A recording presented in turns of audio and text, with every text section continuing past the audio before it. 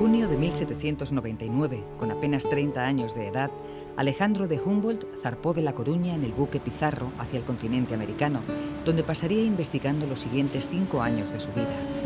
Se había equipado con los más modernos instrumentos de medición de su época, pagando con su propia fortuna los gastos del material científico y de la travesía. Su curiosidad y su falta de prejuicios lo llevaron a admirar y respetar la naturaleza y las culturas indígenas con las que se interrelacionó a lo largo de su extensa expedición. La experiencia americana de Alejandro de Humboldt descubrió un nuevo mundo a los europeos. Aún hoy, se continúa redescubriendo su legado de cartas y notas que no dejan de contribuir a las relaciones culturales entre Europa y América y entre España y Alemania. Humboldt ha sido un miembro de la Ilustración europea del siglo XIX. Defendía los ideales cientificistas de la Enciclopedia francesa. Esto lo ha llevado a entender el mundo natural relacionado con el mundo social. Concebía el mundo como un todo indivisible. Él es un promotor de una nueva conciencia del ser humano, ¿no? Una conciencia universal asociada a la investigación científica, ¿no? Una conciencia asociada a la ciencia. Desde ese punto de vista, como portador de las ideas generadas a finales del siglo XVIII en la Ilustración, pues Alejandro de Humboldt pues plantea una nueva visión del mundo, ¿no? Por eso el título de la exposición. La física del mundo es la física de una cosa que es toda ella junta y no se puede estudiar, se puede, pero no se debe estudiar por partes. O al final, si se estudia por partes, lo que hay que hacer es recomponer esas partes para dar sentido al todo. Esa visión propia de la Ilustración es asumida por Humboldt de manera enteramente racional. Asume todo, él lo llama empirismo racional o racionalista, que quiere decir que la observación que se puede hacer en la naturaleza es una observación que tiene que al final converger en una explicación racional de la misma. Y no hay una explicación que sea completa si no es del todo. El Museo Nacional de Ciencias Naturales, en colaboración con la Embajada de la República Federal de Alemania, presenta un monográfico sobre Alejandro de Humboldt cuando se cumplen 200 años del comienzo de Viaje a las regiones equinocciales del Nuevo Continente, una de las obras más importantes de este científico universal. La exposición Alejandro de Humboldt, una nueva visión del mundo, se puede apreciar en la sede del museo desde el 5 de octubre de 2005 hasta el 8 de enero de 2006.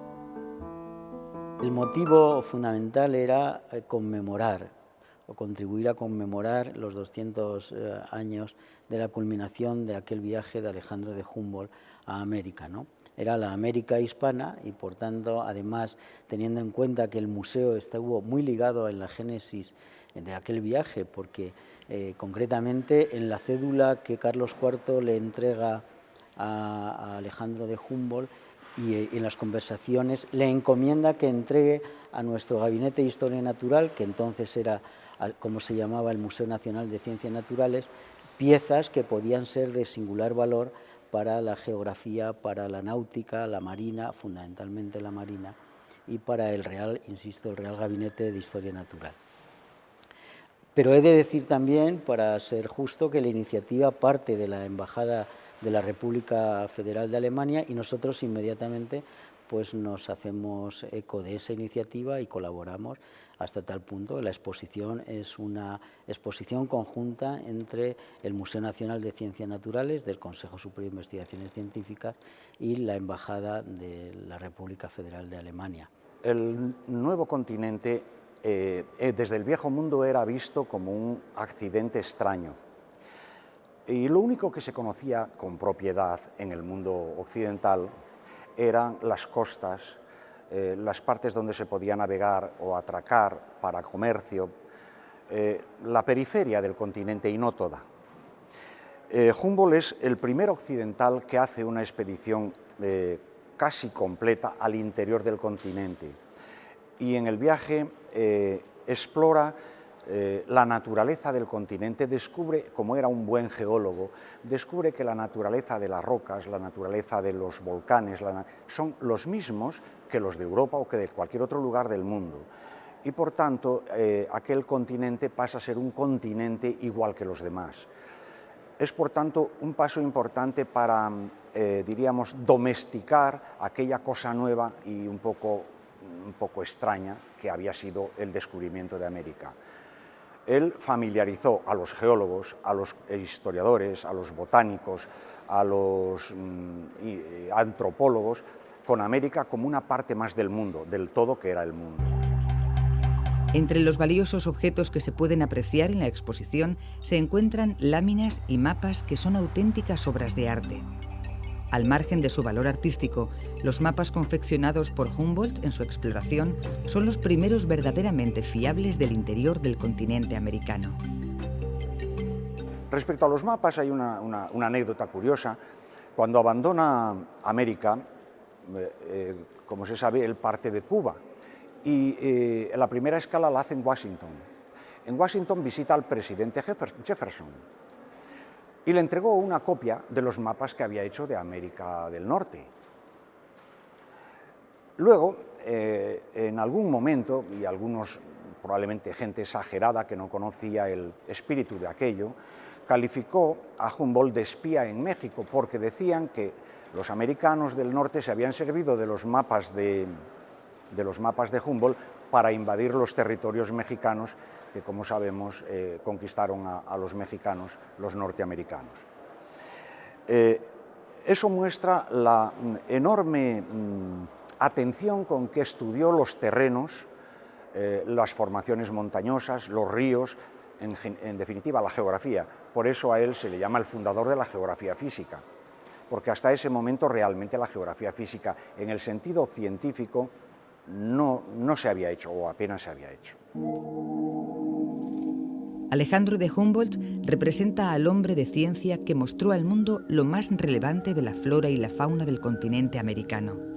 El científico supo equilibrar la descripción rigurosa de la naturaleza con la reflexión y la denuncia de las injustas condiciones sociales, políticas y económicas en que vivían sus habitantes. Humboldt lo que hace es intentar englobar, sintetizar todo lo que relaciona el ser humano con su medio. Aquello de alguna forma le acarreó, como se puede ver en la exposición, algunos problemas con gente como Goethe o como Schiller, que se burlaban de que el mundo, la fisiografía, la geografía, la física del mundo pudiera ser explicada en términos numéricos, ¿no? Sin embargo, él no solo hace eso, explica las capas de la Tierra, etcétera, la geografía, sino también intenta integrar, narrándolo y de forma descriptiva y analítica, la integración de la cultura del ser humano, la tradición histórica en el entorno, en el medio. Por eso es muy actual y es básicamente lo que intenta proyectar la ecología moderna. Es la primera persona, por ejemplo, que no se siente excesivamente asombrada de la forma natural de vida de los nativos de América, los que él conoció, que fueron muchos. Los ve viviendo en su medio natural, como puede ver vivir a una planta, como puede ver vivir a un animal de la fauna, etc. No hay una ruptura entre lo natural y la forma humana de vivir en esa naturaleza. Si llega alguna vez una ruptura es que viene de fuera, es diríamos una invasión o una interrupción violenta procedente de un mundo exterior. Así que yo creo que efectivamente podemos responder que sí, que eso es así, que Humboldt tuvo una concepción unitaria del mundo, tanto física como cultural. La exposición presenta una panorámica de la vida de Alejandro de Humboldt y de su expedición al continente americano. De esta manera, el Museo Nacional de Ciencias Naturales se propone homenajear y difundir los logros y las ideas del expedicionario alemán. Fundamentalmente la evocación de un personaje tan importante para la ciencia como era Alejandro de Humboldt, su obra, a través de unas 500 piezas aproximadamente procedente de distintas partes, Alemania, España, México, y de colecciones privadas, particulares, y también el ambiente que evoca aquella forma de ser y aquella forma de pensar científicamente a través de cuadros, láminas, dibujos, etcétera, de paisajes, de flora y de fauna. También hay unas réplicas, aparte de componentes personales que él utilizó, ¿no?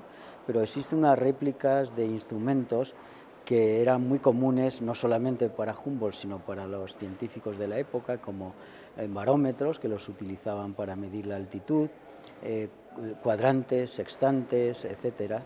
Y también, pues en aquella época, son los albores de la electricidad, por ejemplo, y hay réplicas de aparatos que hoy podíamos considerar de juguete, pero que eran, sí, lo que he dicho antes, elementos iniciales del desarrollo de la electricidad. La muestra cuenta con 24 espacios temáticos repartidos en unos 1.500 metros cuadrados. Entre las más de 500 piezas expuestas, el visitante podrá apreciar obras de arte, instrumentos científicos, objetos de historia natural como animales disecados, mapas, manuscritos, dibujos, libros antiguos y maquetas, y modelos de minas y de barcos. El material se organiza en distintos módulos o secciones expositivas de un 19-20, donde se hace un recorrido absoluto desde su vida, sus orígenes, sus planteamientos vitales, filosóficos y científicos, hasta los instrumentos que se pueden ver que él utilizó o similares a los que él utilizó. Cuando llega a la península ibérica, Humboldt era un joven de unos 30 años, rico y vitalista. Tenía una muy buena educación en letras y ciencias y provenía de la nobleza prusiana. Llega después de pasar por París y de relacionarse allí con los ilustrados y los revolucionarios franceses. A partir de entonces sería un defensor a ultranza de las ideas de la Revolución Francesa. La estancia de Humboldt en España cambiaría su vida. Carlos IV fue el gran protector de la expedición del investigador alemán. Cambia su vida porque él inicialmente no tenía previsto ir a América. Él había investigado, conocía muy bien la geografía, la fisiografía de Europa, pero él viene a España intentando ir a África, a Marruecos concretamente. Sin embargo, él entabla contacto con científicos españoles de la época, como era en aquel entonces vicedirector del Gabinete de Historia Natural, lo que es actualmente el Museo Nacional de Ciencias Naturales, José Clavijo, con el embajador o cónsul de Sajonia en Madrid, etcétera. Y entonces él, que ya había leído y estaba muy influenciado por las ideas de José de Acosta, un jesuita que publicó en 1604 la historia natural de la América hispana, ¿no? Pues él ve que en España hay un movimiento científico importante y entonces decide cambiar, y a través del embajador o cónsul de Sajonia en España, pues consigue una entrevista en la granja con Carlos IV, y aquello le transforma totalmente la vida. Estamos hablando de un hombre joven en aquella época, 29 años, y lleno de ilusiones, esperanzas y afanes, ¿no? Y aquello le cambia, le transforma totalmente, ¿no? Y entonces es cuando decide ir a América. El rey Carlos IV, y siguiendo la presentación o la recomendación del ministro Urquijo, dio a Humboldt una especie de pasaporte dirigido a todos los funcionarios de la corona, lo cual significaba mucho más, ninguna protección económica, pero mucho más que una protección económica, porque significaba el apoyo de toda la administración colonial española en sus viajes por América. Alejandro de Humboldt desarrolla importantes estudios durante su estadía en España. Cuando zarpa del puerto de La Coruña, con destino a las Islas Canarias, hace un levantamiento físico de las costas peninsulares y de las corrientes marinas. Al llegar a las Canarias, lleva a cabo un segundo e importante trabajo de investigación. Se detiene en Tenerife un poco de tiempo, haciendo tiempo para la travesía hacia América, y allí estudia la isla, estudia todas las que ve, pero sobre todo estudia la isla de Santa Cruz de Tenerife, y hace una ascensión al Teide, mide su altura, estudia la vegetación, los cultivos, la etnografía. En cierto modo es un reconocimiento de las Islas Canarias como no se había hecho, con los criterios científicos con los que lo hacía Humboldt, como no se había hecho hasta el momento. Debido a la expedición americana desarrollada por Humboldt, el científico alemán ha pasado a la historia como el precursor de una nueva forma de ver la naturaleza, embrión de la actual ecología. Pocos científicos se han anticipado a su época como lo ha hecho este viajero y explorador.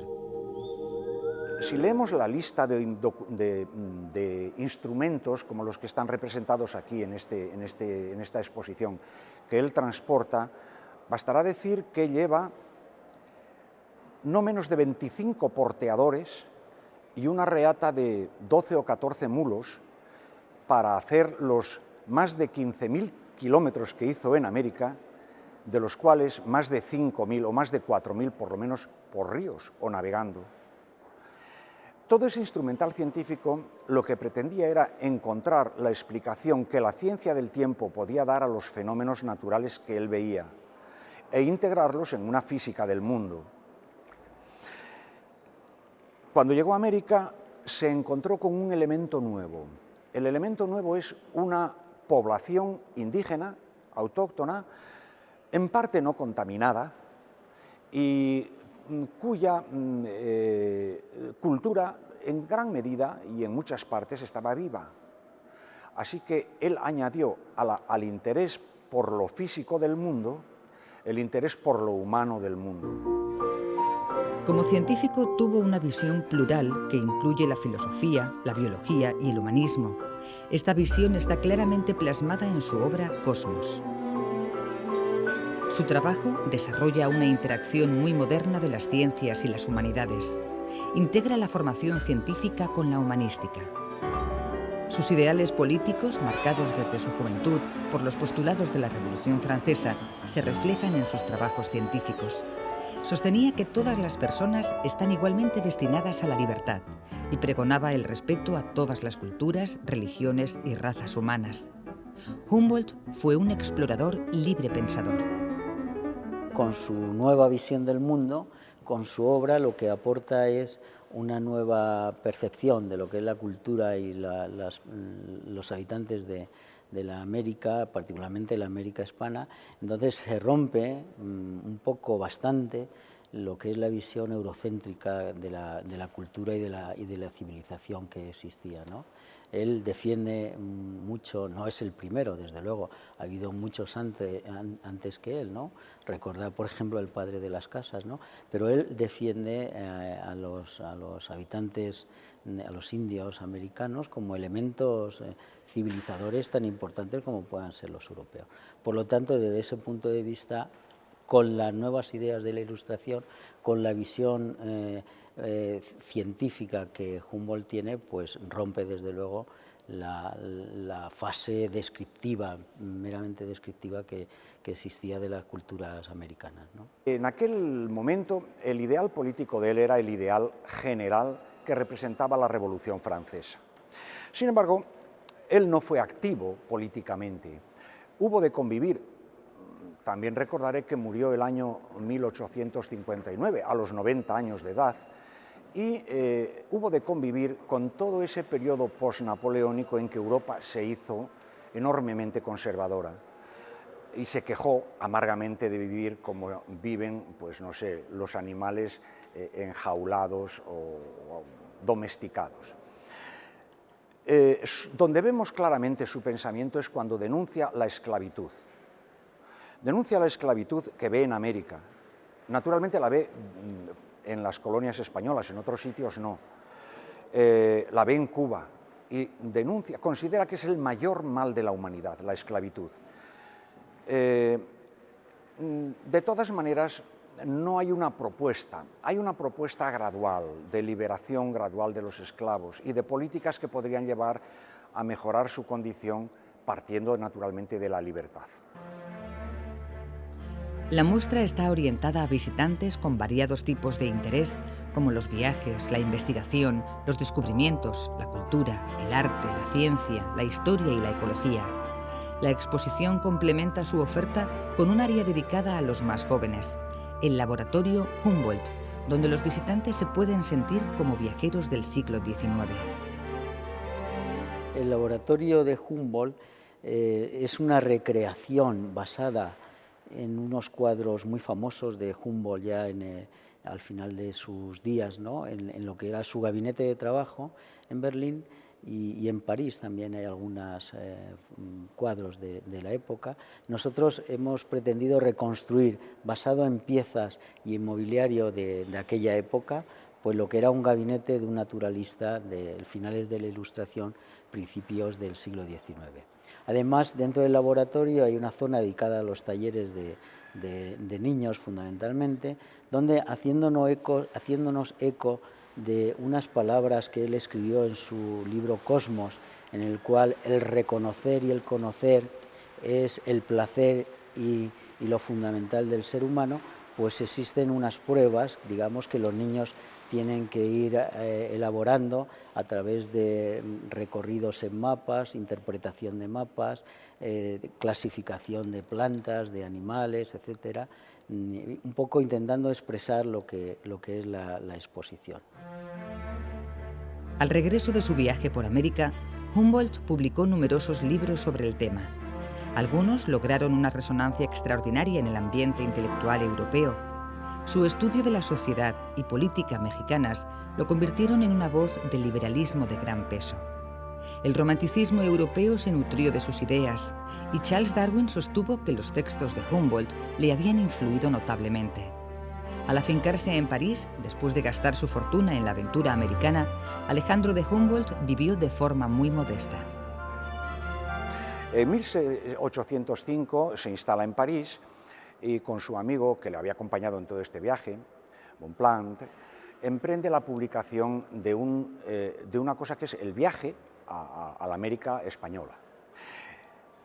Empieza ese año y termina el año 1837, pongamos, más o menos, y son 30 volúmenes.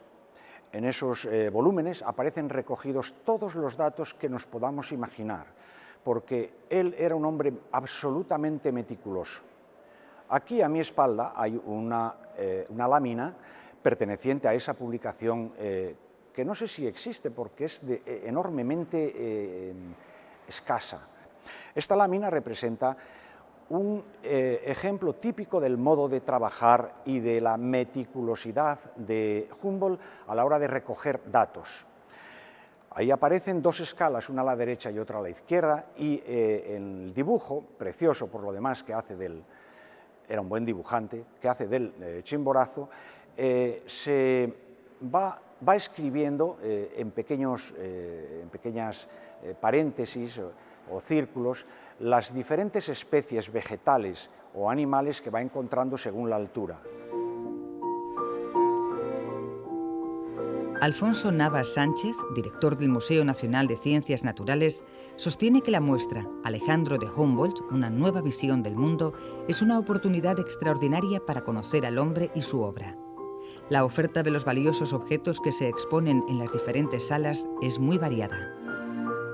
Depende de la inclinación de cada uno. En lo que sabemos, pues hay algunos que se orientan muy claramente hacia los cuadros, láminas de animales, plantas y paisajes, y otros que tienen principal inclinación hacia elementos muy concretos que él utilizó, ¿no? Como su bastón, por ejemplo, o instrumentos científicos, réplicas, etc. Por lo tanto, yo lo que destacaría fundamentalmente es la estética de la exposición, que me parece que es muy agradable, muy bonita, y luego dentro de esa estética tan atractiva, pues la simbología de las piezas que han sido seleccionadas, ¿no? El conjunto, básicamente, lo que creo que tenemos que destacar. La visión de Humboldt contrasta con la codicia y el fervor religioso que impulsaban a la mayoría de los exploradores del continente americano. La visión ecologista e indigenista desarrollada por el científico alemán eran actitudes poco habituales en su época. Destacar la exposición, que en sí es un homenaje no solamente a Humboldt, sino a una época que son los inicios de la ciencia moderna. Él, como geógrafo, como padre de la ecología, también integra la química, por ejemplo, y la física, como se puede ver en la exposición, y que es una exposición que se puede ver en una institución como es el Museo Nacional de Ciencias Naturales, una de las instituciones más dignas y antiguas científicas que existen en el mundo, ¿no? y por tanto pues es nuestra pequeña contribución a un personaje tan importante para la ciencia actual. El viaje de Humboldt a América, entre 1799 y 1804, constituyó una nueva relación entre ese continente y Europa. El itinerario de la expedición incluyó parte de los territorios que hoy llevan los nombres de Venezuela, Cuba, Colombia, Ecuador, Perú, México y Estados Unidos. A partir de esta experiencia, el expedicionario alemán propone recomendaciones para el cuidado, conservación y desarrollo de las diversas culturas. La obra de Humboldt es especialmente rica porque integra investigaciones precedentes que amplía con creces. Realiza un importante esfuerzo por comprender una realidad plagada de riesgos y de aventura. El Museo Nacional de Ciencias Naturales admira e intenta divulgar este esfuerzo a través de la exposición Alejandro de Humboldt, una nueva visión del mundo.